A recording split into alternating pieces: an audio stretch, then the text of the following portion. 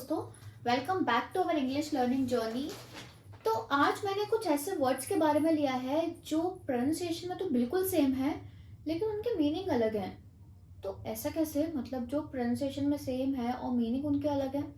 जी हाँ, इनको हम बोलते हैं होमोफोन्स। तो मैंने इन्हीं के बारे में आज पढ़ा है। और कुछ ऐसे भी होमोफोन्स हैं जो हम डेली तो यूज़ करते हैं, लेकिन हमें पता नहीं होता है कि इसका मीनिंग क्या होता है। हम काफ़ी कंफ्यूज रहते हैं उसको लेकर के कि यार सेम तो हैं दोनों, कैसे इनका मीनिंग अलग हो सकता है। तो उसी के बारे में मैंने आज पढ़ा है।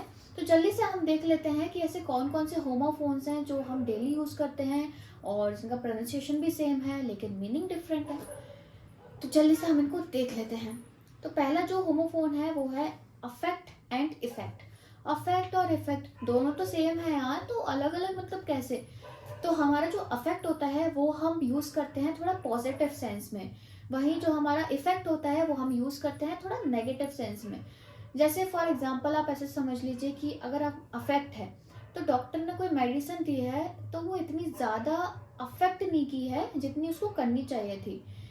वही इफेक्ट की अगर हम बात करें तो इफेक्ट क्या है कि जो नई मेडिसिन जो दी थी, उसने केमिस्ट ने जो ये नई मेडिसिन दी है इसने साइड इफेक्ट कर दिए, मतलब इसने कुछ नेगेटिव इम्पैक्ट कर दिया।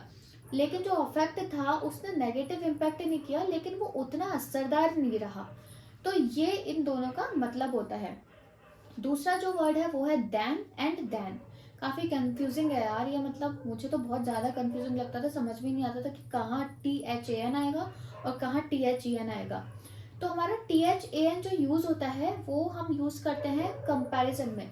जब हम कंपैरिजन करते हैं कि she is more beautiful then her sister, she is more taller than her sister और देन हिज ब्रदर। तो जब हम कंपैरिजन करते हैं हम यूज़ करते हैं THAN का। अब THAN कहाँ आता है? THAN वहाँ आता है जब हम टाइम की बात करते हैं, मतलब जब पैसेज ऑफ टाइम की बात हम करते हैं तब हम यूज़ करते हैं THAN का।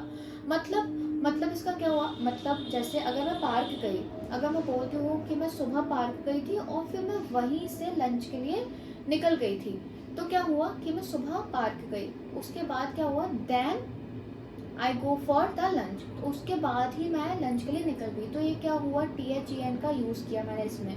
अब हमारा जो थर्ड वर्ड है वो है विच एंड विच।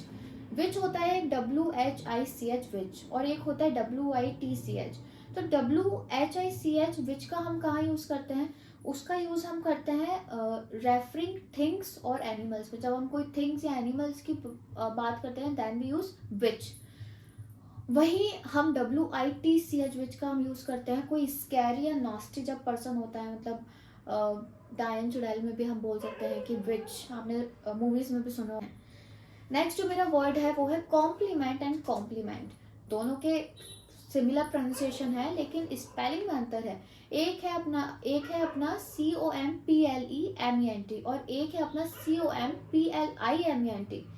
तो इसमें क्या होता है, जो PLEMENT जो कॉम्प्लीमेंट है हमारा, वो होता है जब हम बात करते हैं समथिंग जो अनुकूल होती है।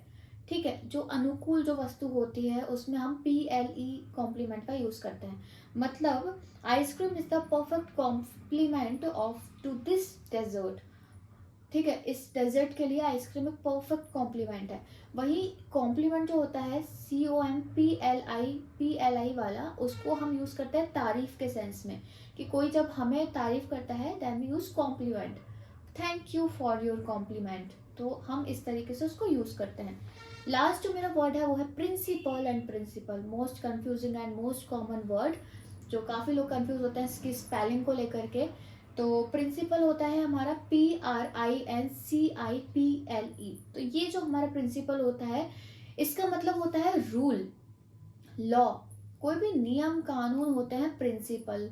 और जिसके लास्ट में PAL आता है वो होते हैं हमारे स्कूल वाले प्रिंसिपल, स्कूल वाले मास्टर जी। तो ये थी दोस्तों मेरी आज की लर्निंग, और इसी के साथ आज के लिए इतना ही। कल मिलते हैं एक नए वीडियो के साथ। जब तक के लिए अपना ध्यान रखिए, सुरक्षित रहिए। वीडियो को लाइक, चैनल को सब्सक्राइब कीजिए। राधे राधे।